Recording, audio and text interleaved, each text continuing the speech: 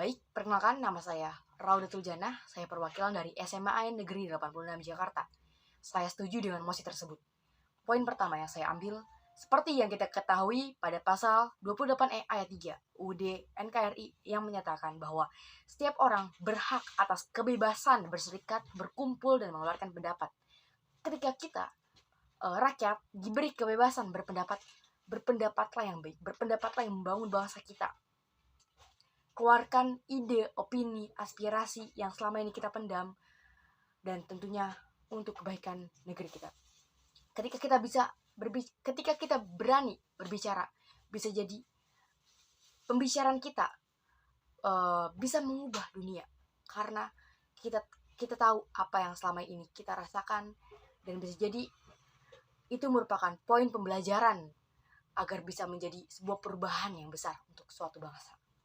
Poin kedua yang saya ambil, kita ketahui negara Indonesia merupakan negara demokrasi, di mana negara Indonesia merupakan juga salah satu negara demokrasi terbesar di dunia.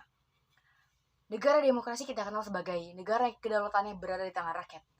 Apabila suatu kedaulatannya berada di tangan rakyat, berarti kita memang diberikan kebebasan untuk berbicara, berpendapat, beropini, mengeluarkan ide-ide yang kita punya.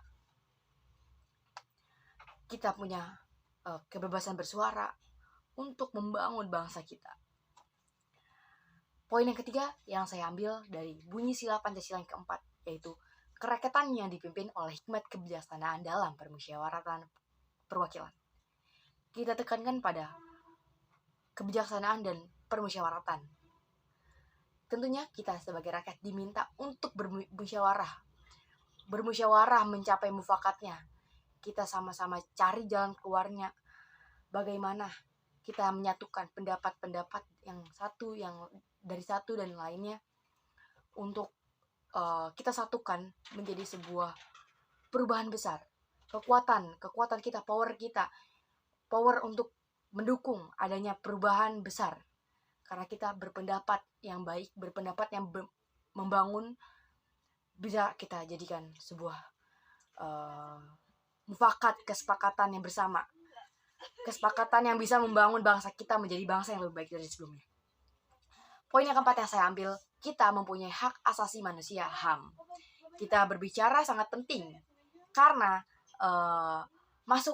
aspirasi kita, ide, opini kita bisa didengar oleh publik, oleh umum, kayak layak umum, agar tentunya itu bisa disalurkan ke media-media yang memang seharusnya menampung tersebut, dan pemerintah bisa mendengar opini rakyat kecil, dan tentunya opini-opini rakyat kecil tersebut bukan hanya sebuah opini, tapi opini yang membangun bangsa kita. Jadi maksimalkan kebebasan berpendapat di negara kita, maksimalkan momentum kebebasan berpendapat untuk membangun sebuah perubahan besar dengan kita memaksimalkan power dari sebuah pendapat-pendapat. Poin yang keempat yang saya ambil, manfaat dari kebebasan berbicara. Banyak sekali manfaat. Kita bisa menemukan sebuah jalan keluar, karena kita tahu, kita saling berbagi, kita saling sharing.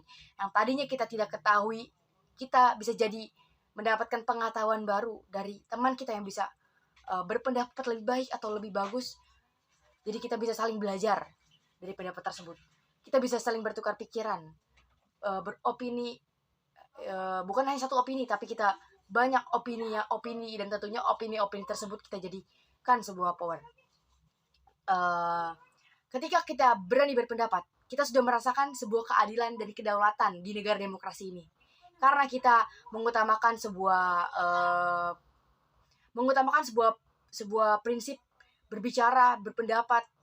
Ya, kita sudah merasakan keadilan karena kita rakyat kecil juga